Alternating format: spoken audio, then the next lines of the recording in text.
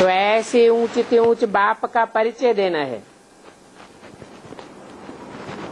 ऐसा ऊंच कार्य और दुनिया में कोई धर्म पिता कर ही नहीं सका।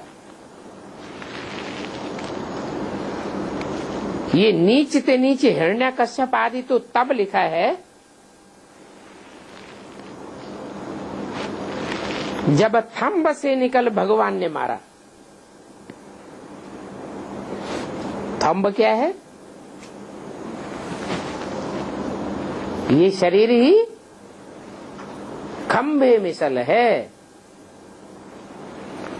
जिस तन में मुकर्रर रथ में भगवान बाप प्रवेश करते हैं गुप्त रूप में, वो गुप्त बाप जब संसार में प्रत्यक्ष होता है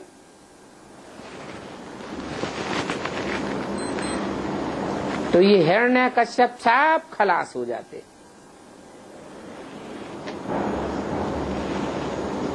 समझते हैं पेट चीर कर मारा। भगवान क्या हिंसा करता है? हिंसा की तो बात ही नहीं।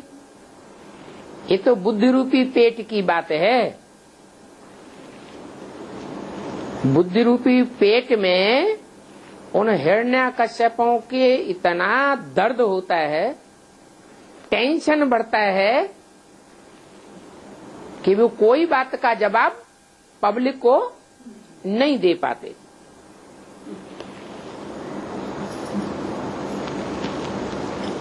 तो शास्त्रों में लिख दिया है,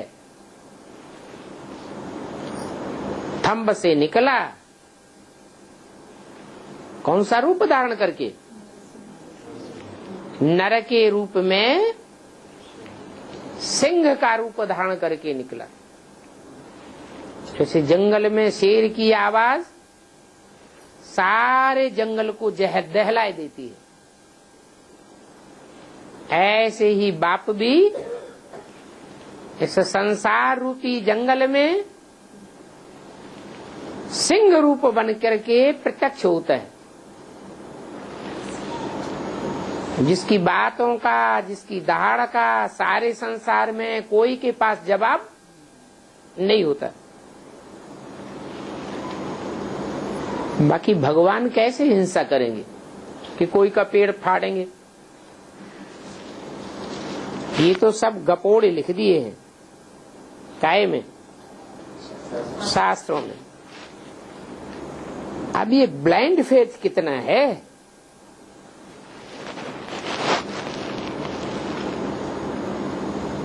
गुरुजी ने सुनाया कि सत्ययुग में हिरण्यकश्यप का राज्य था, तो सत्यवचन महाराज, अरे जब सत्य का युग है तो वहां श्रेष्ठ होंगे या राक्षस होंगे? श्रेष्ठ ही होंगे। फिर बताते हैं पेट फाड़ा भगवान ने। अरे भगवान आकर के हिंसा सिखावेगा? आज के साधारण गुरु भी प्रवचन देते हैं तो ये सिखाते हैं कि कोई की हिंसा करो, मारो, हत्या करो। इन शास्त्रों के सही अर्थ भगवान बाप ही आकर के सिखाते हैं। जैसे वो पेट है,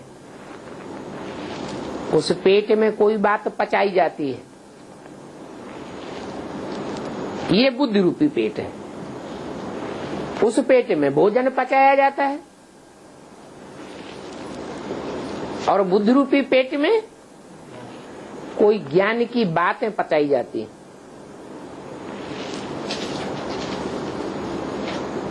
गणेश का पेट कितना बड़ा दिखाते हैं, भीम का पेट कितना बड़ा दिखाते हैं। क्यों दिखाया है? बुद्धि रूपी पेट कैसे विशाल होता है ये दिखाने के लिए दिखाया है। नहीं तो बुद्धि तो सूक्ष्म, इसकी बुद्धि बड़ी है, ये कैसे दिखावे? भारत में भगवान ढेर के ढेर हो गए।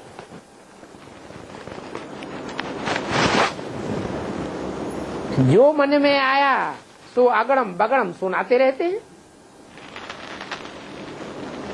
और भक्त ब्लाइंड फेथ करते रहते हैं।